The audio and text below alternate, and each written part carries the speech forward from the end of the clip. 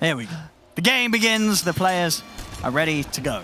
As I mean, yeah, overall, you know, talk about the Knights, talk about overall. Do you have a preference here in this game too? Are we going to see a game 3, or I think Spirit are going to walk this one away with 2-0? Hard to say. I'm leaning 2-0 just because I think they're playing so much better. But we'll see. Unique's draft is much simpler to execute. In a way, Spirits is too, but it involves the Morphling being enormous. And Yatoro scares me. Okay. No, you think that this lad on the Morph, it's... like, you look at the heroes, you feel that he's the most reliable hero to carry this game? More so than, say, Palantimos on the Wraith King this time around? Oh, yeah, for sure. Yeah, you say if we if we see some sort of messy game, the Morph's going to be the one that comes out on top. I will say, really strange. Yatoro went all the way back to base, so they actually only get the bounties bottom, which they shouldn't because it was 2-on-1, but Unique didn't go for those. And they could have got the top one for sure, and potentially even like gone for kills had they kept 3, but oh well. Mira will be bottom with the Night Stalker. This will be a tough lane. Not really, actually. It's Void Spirit 5. I don't even know what's a tough lane anymore. Ember versus DP, a little bit DP favored, but already off to a good start on Pikachu.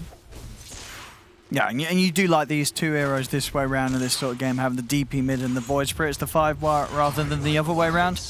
Yeah.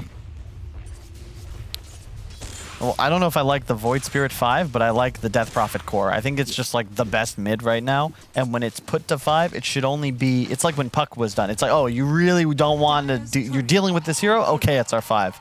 But baseline should be mid.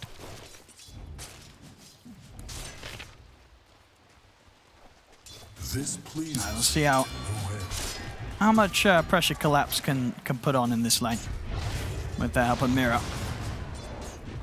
Nice. Ouch. Getting a fair bit of damage done here to Bignum. Which will be the case anytime he gets close enough for the tusk to turn. Top lane, Yatoro. Well, that is not a good start. That's the power of the Beastmaster going for those axes. He spammed 2 of them. 3 of them, rather. So a lot of heavy damage put out. But Yatoro, he's a Morphling, so give me a salve. I shift all the way to agility, and I'll be A-okay. Bottom is hilarious to watch, by the way, because it's just 4 melee heroes just running in circles around each other trying to last hit. There's no elegance to this. It's just brawling. I mean, who wins out in this sort of lane setup? Is it sort of the Tusk tipping the edge with the tag team benefit in this sort of melee situation? In a bar fight, definitely Team Spirit. I would not want to cross Night Stalker, especially after Sunset, but I think for the first couple of levels, Wraith King, Void have the advantage just because that Resonant Pulse is so effective in terms of trading. Because, you know, you can just tank. Yeah, free damage shield.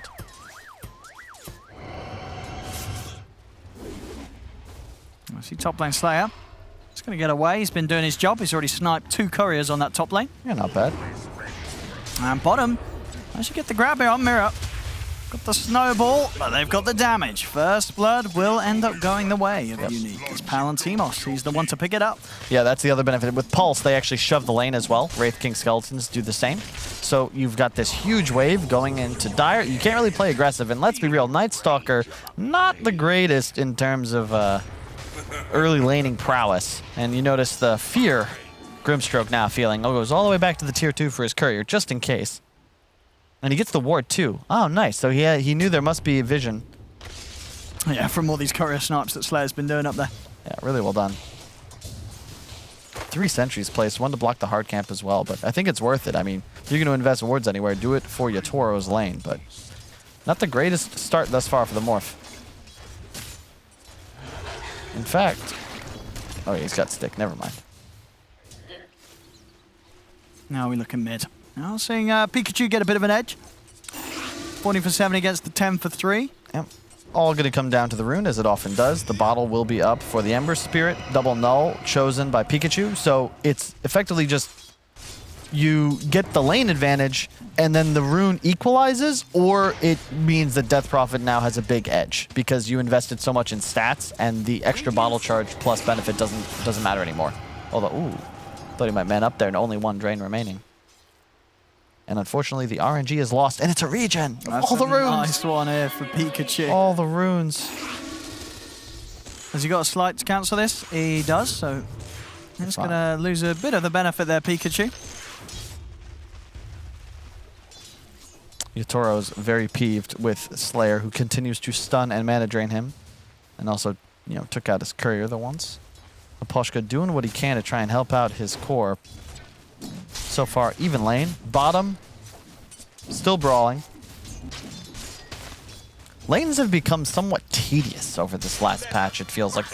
Unless there's a tri-lane, it's just pretty much dueling over creep waves and pulls, not necessarily targeting heroes. More courier casualties thus far this series before 5 minutes than heroes. And we'll see around these 5-minute runes. Palantir was a big them. Yeah, they'll be able to set up, secure theirs. And in fact, overall, looks like Unique will be able to take 3 of the 4 here at 5 minutes in. Mid is a disaster. My god, Pikachu is just putting in work right now. Again, that regen rune forces Ember back to base. He went for the bottle rush, but when you don't get the rune, suddenly it's like, wait, I have 0 Wraith Bands against 2 nulls. And you just simply can't contest the last. It's 86 damage on the Death Prophet. Only 69 on the Ember. You get a second kill down here on this bottom lane. As we are starting to see this Void Spirit Wraith King just being able to take down Mirror quite easily. Life's getting rather hard for the Tusk to have an impact down here. Maybe things will change now with the night time and the way that they can team together, Mirror and Collapse. Palantir and Big off to a good start here. A solid farm for the Wraith King in lane. A 6-minute power rune. It's going to be down bottom. We're actually going to see the ghost come out from Pikachu. Nice job by the Ember Spirit. Pulls it away, and he's going to get the Arcane Rune. Better hurry. Now, Big Dom but coming he's not 6. He isn't. He's going to have to follow up Hex. They've got the burst. As they're able to take him down, they're going to look to try and chase down Toronto Tokyo as well. And Pikachu, he's going to be able to find this kill. Running down the Tusk. 2 kills. Not the mid lane DP that was already just starting to really crush the lane. He also gave away the ward. Since he snowballed to that camp, no way he would have had vision, so you saw Bignum ping it out, and yeah, there you go. 2 kills and a ward. Gone. And that's a 2-level advantage as well, still, for middle. I mean, this is nuts. And this Death Prophet having a very, very good start this game. I mean, overall, Unique up 4-0, 2K lead at 7 minutes in. He's got the 6 now, Toronto Tokyo, so can play much safer in this mid lane. But again, kind of like pressured. Oh my god. Oh, we'll see. Slayer try and get in on this. The X12 was already out, and Slayer, he should die for this one. Nice dodge of the stun from Yatoro, secures the kill. TP coming over from Mirror. As Team Spirit, they're going to try for some more action in. Snowballing across, Big Nummy's jumping towards Yatoro. Let's see if Big Num's got enough damage to take him down. He has. He's able to find him. I mean, if only he had mangoes, he would have had a roar there too, but just the Necro Books and a couple boars are enough. You can't fight into the creep army, and Yatoro just straight up not realizing the power level, but it had just been delivered. And yeah, as you can see, quite fast as well. Collapse the X Factor. The bottom lane is going well. You are winning it on the NS. You are the top net worth on your team. What does Night Stalker do? The last pick of the draft. We will hopefully find out soon, but so far Collapse content to just camp the lane and farm. And maybe time to get active here. There is no ultimate skilled, but the point is saved for Palantimos, so maybe you get him once, Toronto Tokyo, but I don't know if you're actually going to be able to finish him off. In fact, he's just leaving the lane. DP ult back up in 10 seconds, Invis rune ready. They're going to have to do a full lane switch here. Nobody can stand against the Beastmaster. Next Necro Book, that tier 1 top probably dies. I mean, when you look at the lineup and you see this Night Stalker, like, who do you think Collapse is going to be going for? You know, in these sort of fights, who's going to really struggle with a Night Stalker just being on top of them? It's a good question. I don't really want to be up close and personal with any of these heroes. No, no. The mischance isn't skilled up just yet. Wait, oh my gosh, it doesn't even give mischance anymore. I forgot. So the silence, right? I mean, yeah, it's... So, who do you... Let's say Beastmaster Necros are up, or Ghosts are out. you don't want to be near any of this. Like, you just die. Here we go, mid lane. Ghost are up. Unique. They're in. And they'll get a kill. Mirror is gone. Yatoro, he's got to be a little careful. I think any sort of catch onto him, they'll dive for that. As they'll take this tower, nothing to be done to put a stop to it. As Yatoro, he's actually going to turn into the DP. Ooh, that was risky. That was risky. Yatoro getting rather low. Pikachu trying to burst in the Siphons, keeping Pikachu alive. Collapse is moving in, but Pikachu's just able to turn Siphon the Night Stalker, and that's going to keep Pikachu alive. Collapse can't finish the kill. What a hero.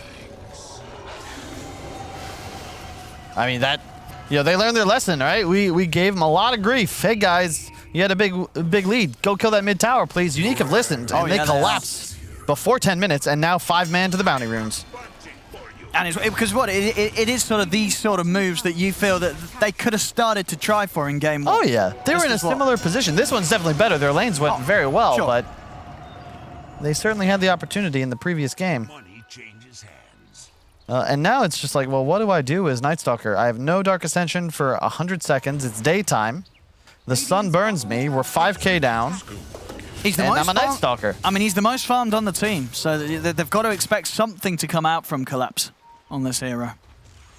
It's going to be going for that blink to get the jump on top of heroes. I mean, Yatoro's item build actually boggles my mind. Like, he started with the items build up for Fluffy Hat and still has them.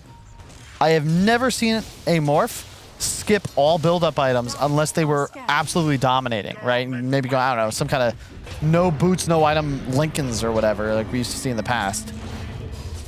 Push it down bottom. Mirror up. Is able to get the snowball off, but still gonna die. 7-1, 5k lead. Unique. They are really taking over this game early. Oh my, wait, top? Oh, I thought he was dead in a crit if he got one more attack off. Dude, top Yatoro did go down. Slayer's able to walk up and blow him up. Okay, that wasn't even with a finger, right? That was, it was with the finger. It was, yeah, he just walks up and he's able to find the opportunity to burst them off with the finger. We caught a little glimpse of it there in that one frame. There we have it. We saw it. We didn't miss the kill. No T-Tors here. We don't miss the kills here. We got it. I don't want to say this game's over. However, did you ever see Underworld? What? Underworld, the movie. Kate Beckinsale, vampires. Isn't that the Valve game? What? That's Undertale. That's Underlords. Underlords, yes. Yeah, Underlords. But no, not Underlords. Underworld. Well, there's a scene in like the third movie where they lock this vampire in a room where the sun's coming up.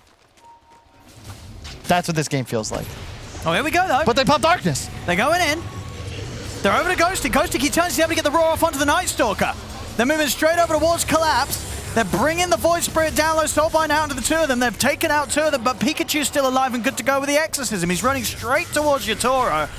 Yatoro shifting into strength, but it's a lot of damage here from these ghosts. Yatoro, can he get away? He's got another waveform, makes it out just in time, away from the Impale, but he can't get himself out of the reach of Pikachu's. Pikachu just dives in and takes a second kill. Yeah, Death Prophet Core is a completely different animal comparison to the support that we witnessed earlier. Nice, they will get the big Necro unit, so that's a happy days, but yeah, Pikachu is just rocking it right now. He'll have a Yule's finish. Yeah. I love the phase boots, double null, the wand, like utilizing all the slots. I think a lot of Death Prophets have kind of just gone for this, bots rush or, single null into brown boots Yules, and I'm not a huge fan. This hero's so strong. You almost always get the 30 damage talent at level 10, and it's just something you want to have these early stats on. It's just so strong. And the Spell Lamp also, I believe, increases the amount of damage healed as well on your drains. No, I don't think so. Right? Because I don't think the Spell Lamp increases the map. Oh, no, actually it would. No, you're right. No, it would. It would. Yeah. It still increases it, even if it's percentage-based damage. Yeah. Yeah, you're right. Tokyo. Oh, he's been met with a bit of a nasty surprise here. Ghostic lays down the raw, and they're just cleaning up kills. It's 11-3, 7k lead. It's just it's actually sick when you consider how much value they get out of the support duo. There's so much lockdown and catch potential, and then Ghostic is just like, hello, I have Necro 3 and Roar, and no other items needed. Quelling Blade, a salve to keep keep myself full HP if needed. Yeah. I mean, This hero is so good. Yeah, and it's a really good tri-core draft, right? Like, how many times have we seen this be successful? You know, Beastmaster, Wraith King, Death Prophet. Yeah. That's got to be one of those 3 sets of heroes that when a draft has those 3 in, that the win rate's probably pretty good. If you were to write a book about the metas of Dota 2, this unique draft would be pretty good as an example of what was good. Because you even have the early Death Prophet Void Spirit pick, of which one was flexed to 5. Yeah. It's pretty much just the script. You know, this is, what is it? What is the Horatio Alger? The myth? The hero's myth? There's some book about it. The hero's journey. That's what it is, but it's not Alger. I don't know where that came from. Do you know what that is? I don't read books. What are you on about?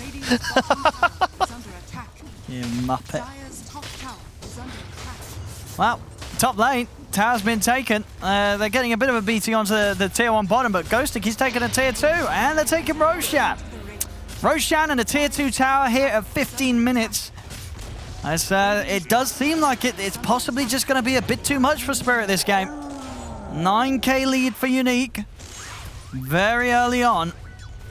And they've got an Aegis on a Wraith King. And he's really fine. He's building for the moment as well. Armlet into straight S and Y. Blink is done on Collapse. Well, we'll see if that makes a difference on what he's able to offer as the Night Stalker in these fights. Still, of course, getting as well just this very awkward morph build. Going for the Lincolns desperately, as you say, with no build-up items, not even a Yasha on the way up. Just straight kind of fluffy hat circlet into Lincolns. So it's going to be a lot of time before this morph is going to pose any sort of threat. A very long time, Owen, and that is quite concerning when you consider how easy Unique's draft abuses its lead. They already have that tier 2 top and the outpost control. It is 16 minutes into the game. They are 10,000 gold ahead. Effectively, if they fight anywhere and they are 5, they will win it. Arcane Rune on the Death Prophet, no ulti for a bit, trying to save it. But look at that. I mean, this is a 5-man smoke. It is nighttime, and they are running away from Pikachu.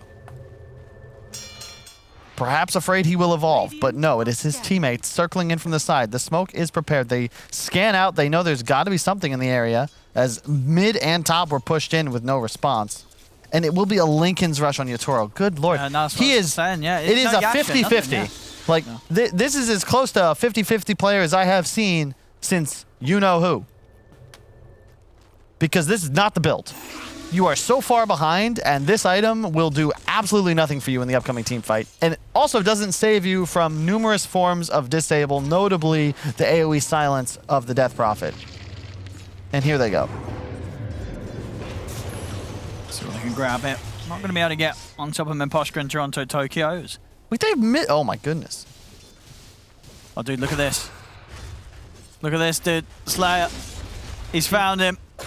And he's got it. They didn't even need the roar. They didn't even need the roar. Slayer had that on his own, pretty much. He had it on his own. As bottom, Mirror trying to get the two of them out of here with a snowball. Jumping, Collapse. He's in on top of the Death Prophet. They will manage to bring down Pikachu. They're finally able to get that big kill. The question is, can they get anything more, though? Toronto Tokyo. He's caught in the combo. He's taken out by the two of them. Palantimos not even losing the reincarnate. He's still got that good to go. Slayer starting a setup here onto another. Ghost Stick swings around, and they got enough damage with the two of them. They haven't. Memposhka will live. Oh man, I have just these two teams. It feels like they've traded concepts, because even this Night Stalker, a blink first. You're not a fan? There's no damage. Your morph isn't going for damage either. How do you kill anything? Death Prophet has effectively 2 lives because of the amount of healing. Wraith King has 3 lives. I don't want to call it. Well, I'm pretty sure Unique will win this game. Yeah. If we'll see. I mean, it's at 98%. Would you be raising that to the 99 and 100, or you're comfortable with 98? I would legitimately run around this building completely nude twice if they do not win this game. And nobody, thank God the stream is delayed, nobody message anybody. But that is how certain I am that they've got this in the bag. All they've got to do is chill. is chill. I mean, you never know in these games. They do have a morph. Yatoro. I think there's still a chance Yatoro can do this. The morph, one bad fight from Unique. Oh yeah, maybe get that 2 bad fights from Unique. And this morph could take over. They've just done all the little things right this game on Unique. Like, the items are coming online. You've got the Aether Lens. Yep, BKB next on the Death Prophet. He'll have that soon. Void Spirit has the Vessel, which is like the epitome of anti-morph. Sajin Yash on Palantimos just for a little bit of extra status resist. Like, they've checked all the boxes. They have Ward Vision. They have all the towers. They're going to get 4 bounties and both outposts in 20 minutes. What more can you ask them to do here?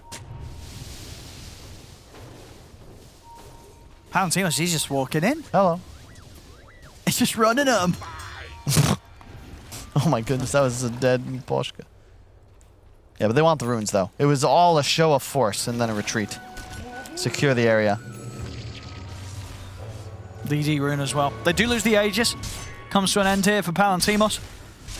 He's level 12 and very, very farm right now. Yep, they're just waiting for BKBs because look at Night Stalker with BKBs online. He doesn't silence, he doesn't really do damage. Ember Spirit, same deal. Morphling, yeah, you have a Lincolns. We're not afraid of you. So all you need is the BKBs and then you run at the enemies. And it looks like they may be ready to do just that.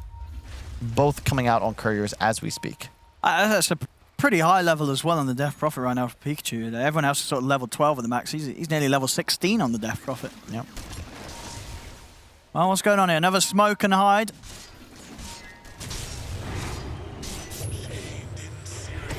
They're going to try and fight Collapse.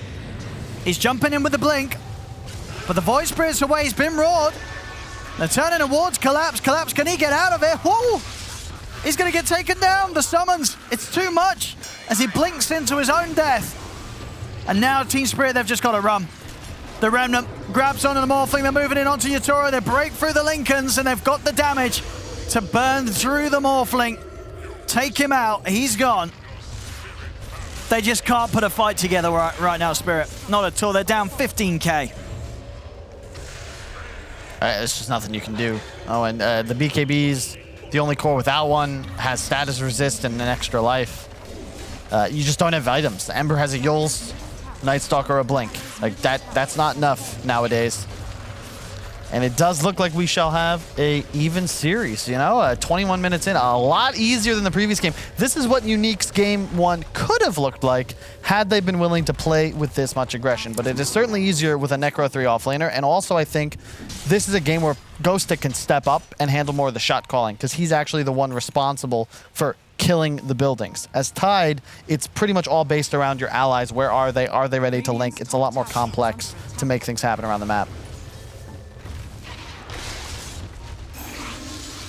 Top Slayer, very close to picking up his Blink Dagger gold. Same for Ghostic, he's closing in on it. And Toronto, Tokyo's got to be careful. Slayer's on the hunt. And he's away. Just an incredible lead here. Another fastest timing here on the Wraith King. That SNY coming out quicker than you're used to seeing it. I mean, obviously not, is a bit of a different build-up from Palantimos, but definitely one that suits suited for this game.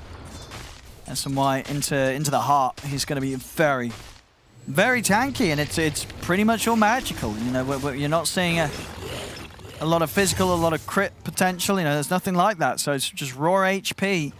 Is going to render him pretty much invincible. Yep. You're not going to be able to bring this Wraith King down with what Spirit have, as you say, with just the lack of damage build-up they've got going for themselves. I really like the way they're playing this too. It's the typical Radiant finisher. Just camp this triangle, farm Ancients, cut bottom wave, kill mid wave. They have a ward for top as well, so you effectively control the entire map. Wait for Roche, and yep, plant a courier in it. If they saw what we saw, they'd probably feel confident just ending the game right now, but no reason to rush. If you're Unique, this is a must-win scenario. So chill. Wait for Aegis, or wait for them to leave their base, which they are doing now. I don't know if I would recommend this. Palantimos. He's leading in, and he's going to be able to get through that Lincolns as they go for the morph. They'll be able to burst through Toronto. Tokyo at the side. They have the roar down onto the Grim, as the buybacks will come out here from Spirit. But what can they do with these? Toronto trying to get in on this, but they've got the Hex straight away onto the Ember, as that's going to be a dieback from Toronto Tokyo. He's out of the game for good, as Unique will step up, and with the Ghost still coming from Pikachu, they can bring down the tier 3 and start to threaten another set of Rats collapse. He's blinking in. They're trying to burst through this Death Prophet. Can they do it? They can. They'll bring Pikachu down this time with the full combo, but they're going to lose heroes for it. But they turn towards Mirror, bring down the Tusk. See if they do back up, though. Without the Death Prophet, without the Exorcism, they do lack a fair bit of their pushing power. They will. They'll retreat. But still Unique pushing further and further ahead. The full heart now delivered to Balantimos. And 3 buybacks having to come out from Spirit to try and stall Unique. They actually would have killed the Morph there. That was a nice play. They canceled the Wraith King stun 2 or 3 times. Yutoro was kind of playing with him. But then the Beastmaster Necrobook ranged unit Q procced Lincoln's immediate Wraith King stun, but the Grimstroke slow prevented the follow-up roar. The BKB came out a bit too late. But either way, they kill what? 3 heroes plus 4, I guess. Ember dies twice. The game's like, look at Ember's net worth. Very, very comfortable. I will up my ante. 3 laps. 3 laps. 4 laps around the building. No shoes either. I mean, and there's gravel everywhere. I think the Dota Plus is probably giving this a 100 now. Oh, it's not quite there, but definitely on the edge. As this game, as it has been for really most part of it, Unique getting a very solid lead very early on, and not letting it slip one bit. A much more impressive showing from them here in comparison to that game 1 where they just took a little too long to get things started. Do you think this would have been a better game for them if they were playing Dota upside down? No, what do you mean? Like the mirror glasses, would those have helped? No, what are you on about?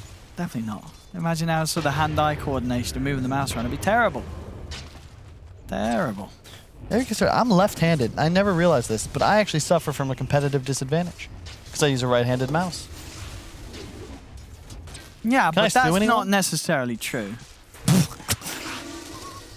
What do you mean? Like, if you're used to using a right-handed mouse with your left hand, then how would you even know it was any worse for you? And if you knew it was worse for you, you would have used a left-handed mouse in the first place. Now, obviously, the fact that you didn't. They don't exist. Yeah, they do. You absolutely can go online. You can buy everything online. I'm sure a left-handed mouse would exist. What is the strangest thing you've ever bought online, Owen? I don't really buy too much things online. I just buy, gadgets. Nothing exciting. I once bought a mobile phone that was also a pullback car. Didn't work. It's pretty neat. You like the car or the phone? It was like the phone element of it. The car bit worked. So you bought a Hot Wheels? Yeah, but it had a phone in the bottom, so you picked up the car after like racing it, and it would have a phone in the bottom. It was amazing. But the phone doesn't work. Yeah, it didn't work. No, it turned on, but it didn't do anything. Maybe it wasn't connected. It's only about a tenner from a site that took about 2 years to ship it. All right. Oh, here we go. Collapse. From behind. He's going to make it with a jump. The roar comes out. They're trying to bring down the Void Spirit, but the BKB's up from Pikachu and Ghostic.